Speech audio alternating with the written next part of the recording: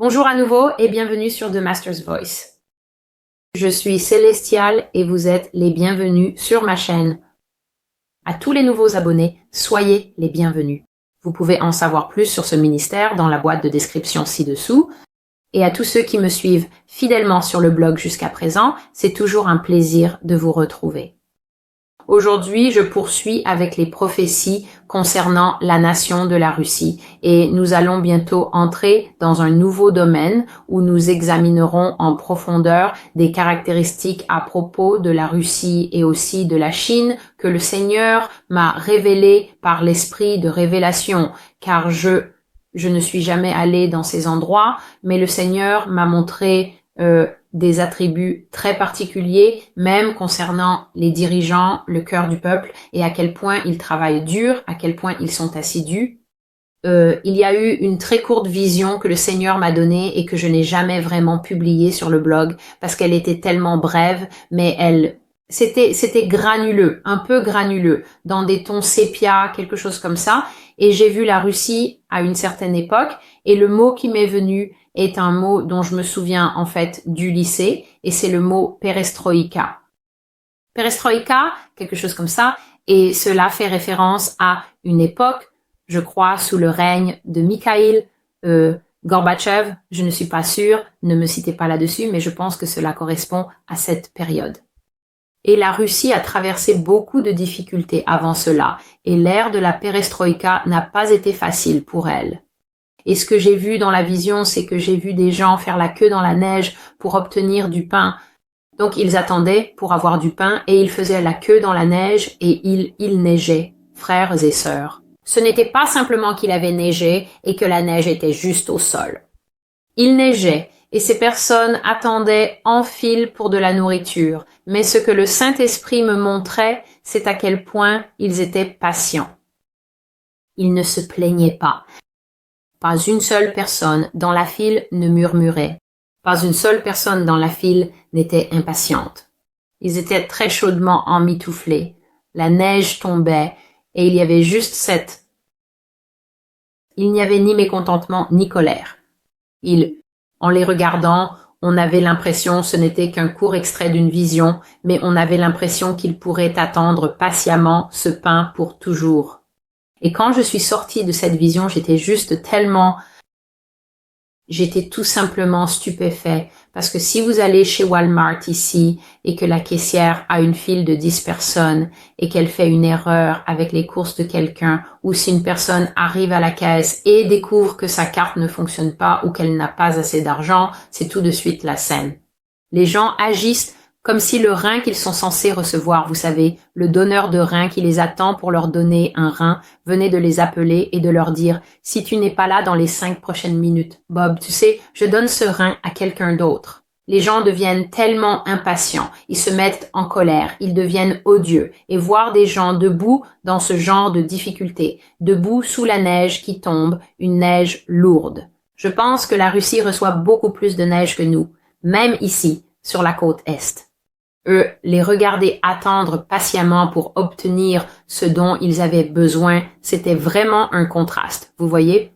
Et donc, l'une des choses que nous allons examiner au fil de ces vidéos, c'est peut-être un regard plus approfondi sur le type de personne que le Seigneur dit qu'il enverra ici. J'ai une prophétie aujourd'hui, elle s'intitule « L'ennemi aux portes » et c'est la prophétie que nous allons examiner dans quelques minutes. Mais d'abord, j'ai une parole du Seigneur. Avant de faire ces vidéos, je demande toujours au Seigneur « Père, que veux-tu que je dise? Y a-t-il quelque chose que tu veux que je partage ?» Et parfois, il ne dit pas qu'il y a quoi que ce soit, je lis simplement la prophétie et je l'explique, puis nous passons à autre chose. Mais aujourd'hui, le Seigneur a dit « Dis-leur de se repentir ». Dis-leur que le péché pèse lourdement sur le pays et qu'ils doivent se repentir. Ils ne comprennent pas l'importance de la repentance. Il n'y a rien qui puisse purifier et ôter le péché humain, si ce n'est le sang de mon Fils, l'agneau de Dieu, Jésus-Christ.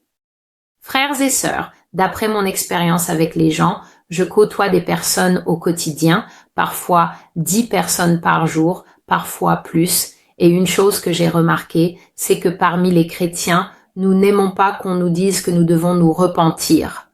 Les gens détestent en réalité le mot repentance. Et voici pourquoi. Lorsque vous dites à quelqu'un qu'il doit se repentir, il y a automatiquement une connotation selon laquelle il a manqué à l'une des lois de Dieu. Entendre que vous devez vous repentir signifie que vous avez évidemment échoué dans quelque chose que Dieu voulait que vous accomplissiez, quelque chose que Dieu a prescrit dans sa loi pour être obéi. Et maintenant, vous entendez que vous avez failli à cela et cela met constamment les gens en colère. Cela les bouleverse. Ils se sentent jugés. Ils se sentent très offensés. Ils se mettent en colère et ils réagissent violemment et disent « Qui es-tu pour me juger ?» Et « Qui t'a fait le policier de Dieu ?» Et en gros, j'ai entendu beaucoup de choses. Donc la repentance n'est pas vraiment un mot amusant. Mes frères et sœurs, voici ce que j'ai compris de la parole de Dieu et c'est ce que je crois personnellement. La repentance est un privilège. Si le Seigneur t'aime assez pour ne pas te frapper comme il frappait les gens dans l'Ancien Testament à cause du péché, juste bam, tu pèches, c'est fini pour toi. On te lapide ou la terre s'ouvre pour t'engloutir, ou il t'arrive quelque chose d'aussi douloureux, la baleine a avalé Jonas, Corée et toute sa famille, ainsi que ses biens sont tombés dans la mer, dans la terre s'est ouverte et les a engloutis, et Akan et tous les membres de sa famille ont été lapidés à mort par l'assemblée d'Israël à cause du péché qu'ils avaient commis alors que la nation était en transition. Si Dieu t'aime assez pour t'apporter une parole ou t'adresser un avertissement à travers quelqu'un, si Dieu a poussé cette personne, si Dieu a ouvert les yeux de cette personne pour voir qu'il y a du péché dans ta vie et qu'elle te parle et que tu es offensé, que tu refuses de t'humilier, que tu es orgueilleux et que tu penses « je n'ai pas de péché, comment ose-t-il » alors tu marches déjà sur un terrain dangereux. La Bible dit « humiliez-vous sous la puissante main de Dieu ».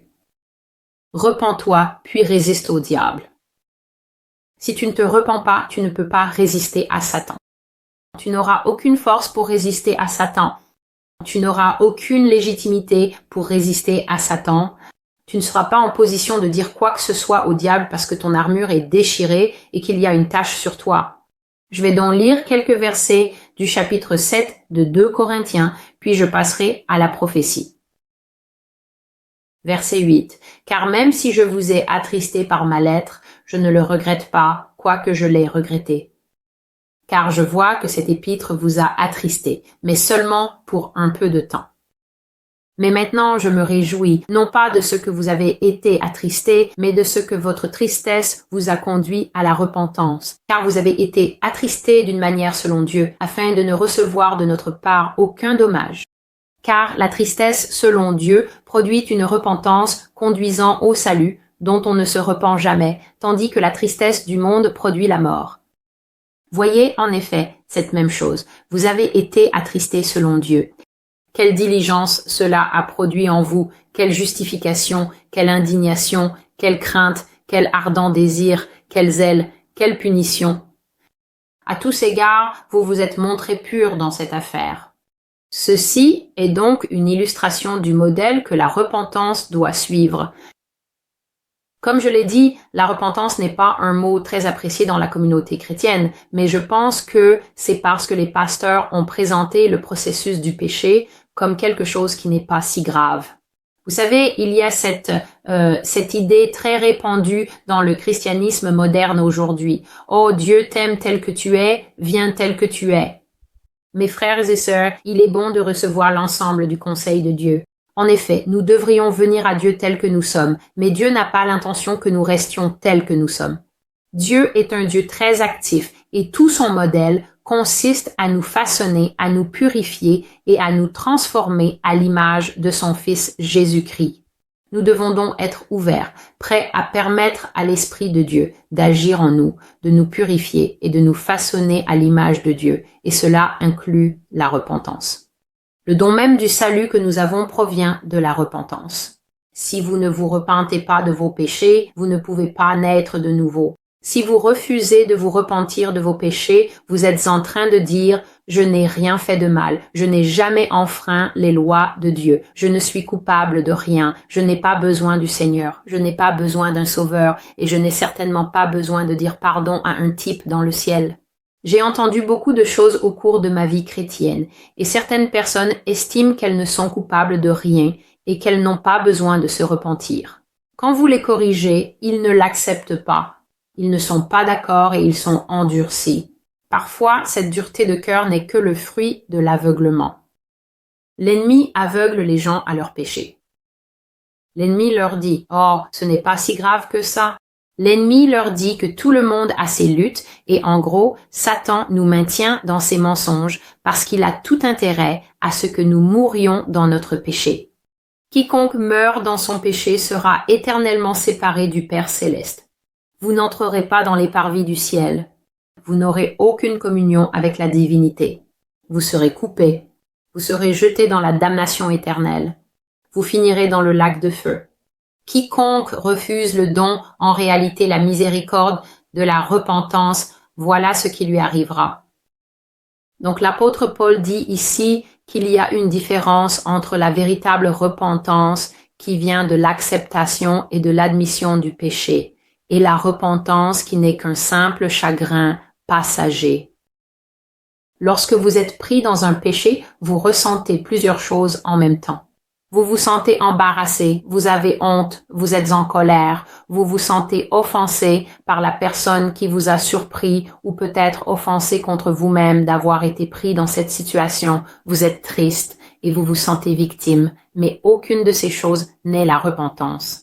Toutes ces choses ne sont qu'une multitude d'émotions humaines qui bouillonnent en vous et croyez-le bien, Satan est un maître pour sauter dans cette marmite d'émotions en ébullition afin de voir ce qu'il peut remuer pour vous éloigner de la véritable repentance.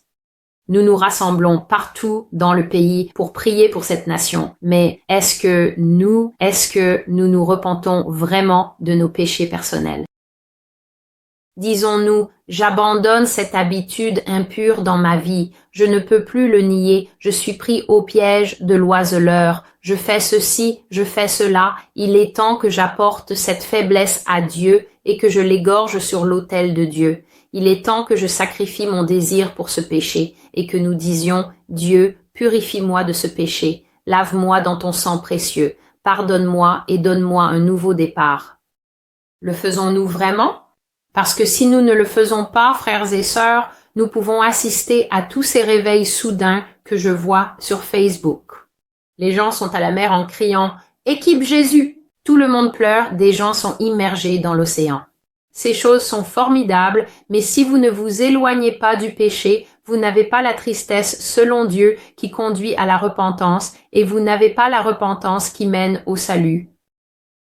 Votre christianisme n'est rien d'autre qu'une façade.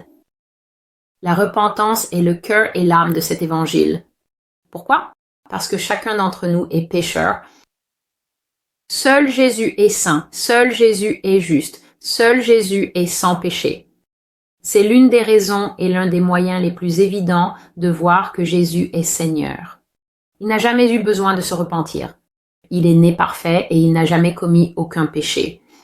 Nous sommes nés morts et nous n'avons pris vie que lorsque nous nous sommes repentis de nos péchés et que nous avons reçu la vie qui est la lumière des hommes, c'est-à-dire la vie du Christ que Dieu a donnée à chacun d'entre nous. Nous allons donc maintenant passer à la prophétie. La prophétie d'aujourd'hui s'intitule « L'ennemi aux portes aujourd'hui ». J'ai reçu cette prophétie dans le cadre d'une série que le Seigneur m'a donnée, le 9 décembre, et je les ai finalement publiées les 17 et 18 décembre. Je vais donc lire l'écriture qui dit « L'oracle sur Babylone qu'Isaïe, fils d'Amo, a vu. Élevez une bannière sur la haute montagne, élevez la voix pour eux, agitez la main afin qu'ils puissent entrer dans les portes des nobles. J'ai donné des ordres à mes consacrés, j'ai aussi appelé mes vaillants pour ma colère, ceux-là même qui se réjouissent de ma grandeur. Un bruit de multitude sur les montagnes, comme celui d'un grand peuple, un tumulte de royaumes, de nations rassemblées. Le Seigneur des armées passe en revue l'armée pour le combat. Ils viennent d'un pays lointain, du bout du ciel. Oui, le Seigneur appelle ses armes de son indignation pour détruire tout le pays. Comment? Vous tous, car le jour du Seigneur est proche. Il viendra comme une destruction de la part du Tout-Puissant. C'est pourquoi toutes les mains deviendront faibles et le cœur de chaque homme se fondra. Ainsi, ce passage parle du jugement que le Seigneur fera tomber sur l'Amérique, comme il l'a fait sur Babylone. Or, Babylone était une nation surtout connue pour son mode de vie festif.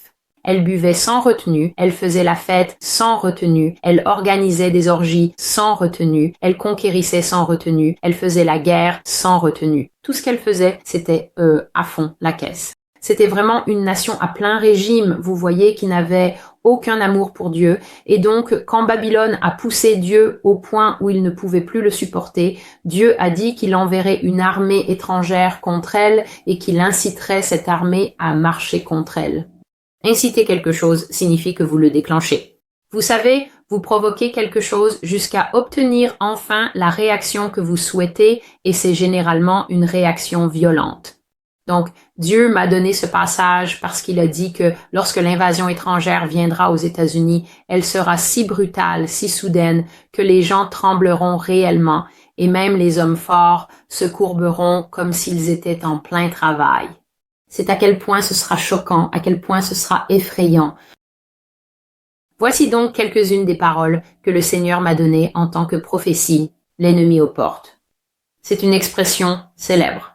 L'ennemi aux portes signifie une invasion imminente. Quand l'ennemi est à votre porte, il n'y a plus de temps pour se préparer ou se cacher. Ils viennent d'une nation lointaine sous les cieux. Avec des bottes de cuivre et une démarche rapide, ils approchent. Avec ruse et habileté, ils s'approchent jusqu'à ce que soudainement leur présence soit révélée. Donc, j'espère que nous saisissons les thèmes de ces prophéties. L'une des choses que le Seigneur dit, c'est que la Russie sera soudainement là. Maintenant, une partie de cela, c'est que ce sera une invasion soudaine. Un jour, nous verrons simplement des gens sauter en parachute du ciel ou des navires émerger du brouillard. Vous savez, des porte-avions ou tout ce que nous utilisons aujourd'hui dans la guerre moderne. Mais le Seigneur a aussi spécifiquement dit qu'il y a des gens ici. Je continue de voir cela et je continue de le dire. Beaucoup de prophéties portent ce thème d'une présence russe cachée ici. Cachée de deux manières. Certains d'entre eux sont cachés d'une façon telle que vous ne savez tout simplement pas où ils se trouvent. Donc, ils pourraient être, j'ai une parole prophétique. Je crois qu'elle s'appelle La chute de l'Amérique la Grande, où le Seigneur a révélé qu'il se cache dans les montagnes, les Rocheuses, les Appalaches. C'était les montagnes, je crois que j'ai reçu cette prophétie en 2015, si je ne me trompe pas. Mais oui. Donc, il y a l'élément de présence cachée, mais il y a aussi une autre forme de dissimulation plus insidieuse, et celle-ci est cachée à la vue de tous. J'ai lu cela dans l'une des prophéties, je crois que c'est Nord ou du Nord, où le Seigneur a parlé d'une présence russe ici, qui paraît totalement américaine. Donc, on ne peut pas vraiment dire qu'ils sont russes. Ils parlent comme des Américains, ils ressemblent à des Américains, ils sont peut-être même nés Américains, mais ils sont à 100% mère Russie. Ils n'ont pas changé de nationalité dans leur cœur, ils l'ont peut-être changé extérieurement, ils ont peut-être pris la citoyenneté, ils ont peut-être même donné naissance à des enfants qui, depuis des générations, ont l'apparence d'Américains. Mais ils restent fidèles à 100% à la Russie, totalement affiliés à la Russie. Et au moment de cette invasion, il y aura, pour ainsi dire, un dévoilement. Les gens révéleront leur véritable nature et cela sera bouleversant et choquant pour les États-Unis. Alors, encore une fois, le Seigneur demande ici, tes portes sont-elles bien surveillées? Tes frontières sont-elles sécurisées? Sont-elles fermées face à l'invasion qui vient? Es-tu sûr qu'elles sont closes? Es-tu vraiment à l'abri contre des nations plus rapides et plus puissantes que toi dans l'art de la guerre? Sais-tu que la Chine et la Russie possèdent des armes capables de te détruire à des distances incroyablement longues sans même s'exposer à tes tirs de riposte? Maintenant, je ne sais pas si cela fait référence à des armes à feu ou à des missiles, vous voyez? Voici une autre chose qui faisait partie d'une autre prophétie. Sais-tu que ton ennemi se trouve dans l'eau tout autour de tes frontières, interceptant tes messages et t'écoutant? Sais-tu qu'il survole ton espace aérien sans être détecté, même en ce moment? Si tu fais partie de l'armée, tu devrais le savoir. Si tu fais partie des forces spéciales, tu devrais le savoir. Donc, cela a de nouveau été mentionné, que la Russie écoute depuis l'eau ou qu'elle écoutera depuis l'eau et qu'elle peut aussi décrypter des codes et espionner et qu'elle peut également survoler l'espace aérien sans être détectée par le radar ou tout autre système de détection d'aéronefs. Et ils peuvent faire cela sans être détectés. Le Seigneur dit, la nation est condamnée. Elle est condamnée et détruite et pourtant elle vit. Écoutez le Seigneur, homme mort qui marche condamnée et détruite et pourtant elle vit. Le Seigneur dit que la Chine et la Russie t'espionnent, Amérique, d'une manière que tu ne peux pas détecter.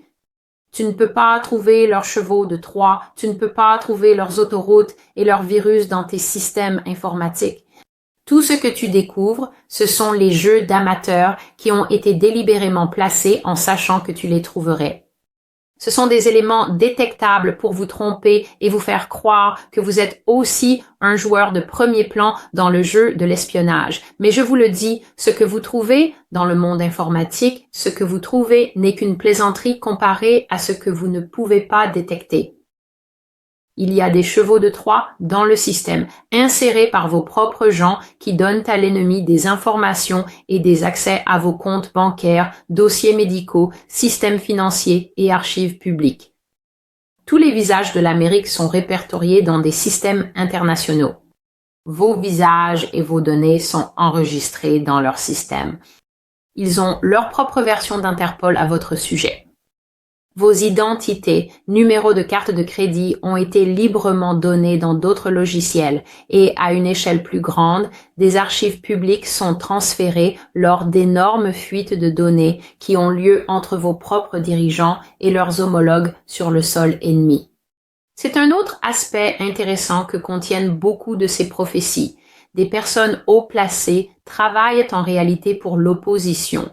Des personnes haut placées divulguent des informations sensibles, elles partagent des informations qu'elles ne devraient pas, elles les vendent. Certaines d'entre elles agissent simplement par haine dans leur cœur et le font pour que la nation soit détruite et renversée à un autre moment. Et le Seigneur a dit que il y a une image ici. Je vais m'arrêter là et vous pouvez lire le reste de la prophétie sur le blog. Il y a eu une vision qui m'a été donnée pendant que j'écrivais cette prophétie et en gros, j'ai vu un homme dans son lit.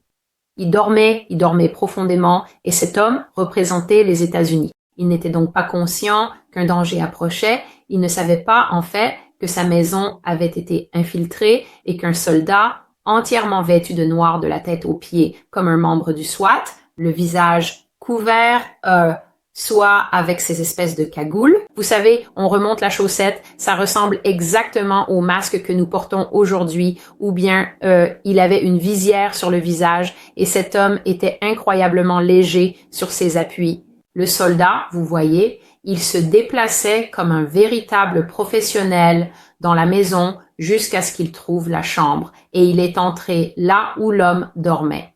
Il s'est positionné avec un fusil au bord du lit de l'homme et il est simplement resté là. Il est simplement resté là, il se tenait debout et je le regardais et il ne bougeait pas. Il n'a pas bougé. Il a simplement pointé son fusil vers l'homme et il est resté là et l'impression qui se dégageait était « Je ne prendrai même pas la peine de te pousser avec le canon de mon arme. J'en ai le pouvoir. Je pourrais très facilement te pousser et te faire ressentir pleinement ma présence, mais je t'ai là où je veux et je vais simplement t'observer tranquillement parce que je sais que le jour viendra. Je sais que le moment viendra où, comme tout le monde, tu te retourneras dans ton lit et tu me verras. » Et c'est exactement ce qui s'est passé.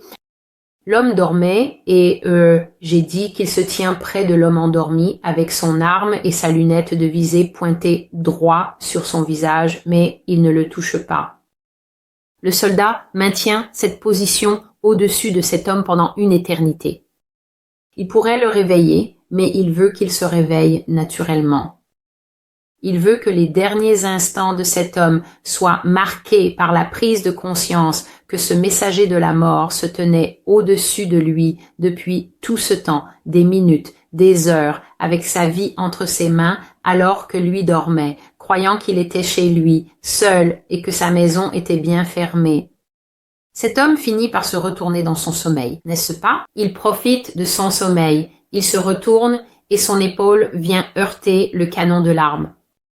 C'est parce qu'il a heurté le canon avec son épaule qu'il se retourne, s'assoit et voit alors un soldat vêtu de noir, prêt à agir, entièrement armé, avec une visière sur le visage et une arme pointée directement sur lui. À ce moment-là, les yeux de l'homme endormi s'écarquillent, sa gorge se serre et la vision lui est retirée. L'ennemi est aux portes, dit le Seigneur. Ceci est la parole du Seigneur. Je suis donc votre sœur en Christ célestial. C'est la parole du Seigneur qui m'a été donnée. Je partage ces prophéties. Je partage le cœur de Dieu. Dieu n'essaie pas d'effrayer cette nation, mais Dieu avertit sévèrement cette nation qu'il y aura une sanction très forte, très rapide et très soudaine pour ses crimes. Son jugement ne sera pas annulé. Il ne reste plus qu'une mission de recherche et de sauvetage. Recherche et sauvetage, comment? Vous devez sonder votre cœur et vous devez sauver chaque personne que vous connaissez en lui parlant du Seigneur Jésus-Christ. Vous devez sonder votre cœur et vous sauver vous-même en pratiquant une repentance personnelle très, très profonde et enracinée. Nous devrions nous engager dans la repentance chaque jour. Il y a 1 million de façons dont nous transgressons la loi de Dieu et nous ne le savons même pas. Alors que chacun de ceux qui entendent ceci honore et obéissent au Seigneur. Mettez-vous à genoux, repentez-vous. Si vous n'êtes pas né de nouveau, donnez votre vie au Seigneur Jésus-Christ. Si vous êtes dans un état qui est encore ouvert, où vous pouvez aller à l'église, ou dans un pays où il est encore permis de se rassembler en tant qu'église, je vous conseille de prier et de demander au Saint-Esprit ou de demander à d'autres chrétiens. Il y a toujours un chrétien dans la vie de chacun. Il y a toujours un chrétien quelque part. Demandez où vous pouvez trouver une église et commencez à y aller et laissez le Seigneur commencer à diriger, façonner et guider votre vie. Nous sommes dans les temps de la fin. Vous ne voulez pas faire cela seul. Alors s'il vous plaît, consultez la boîte de description ci-dessous pour toutes les informations sur où vous pouvez trouver cette prophétie. Merci d'être une bénédiction. Merci de votre visite. Merci pour le soutien apporté à cette chaîne. Veuillez vous abonner, veuillez partager les vidéos. Que Dieu vous bénisse et je reviendrai avec une autre vidéo dès que possible. Prenez soin de vous.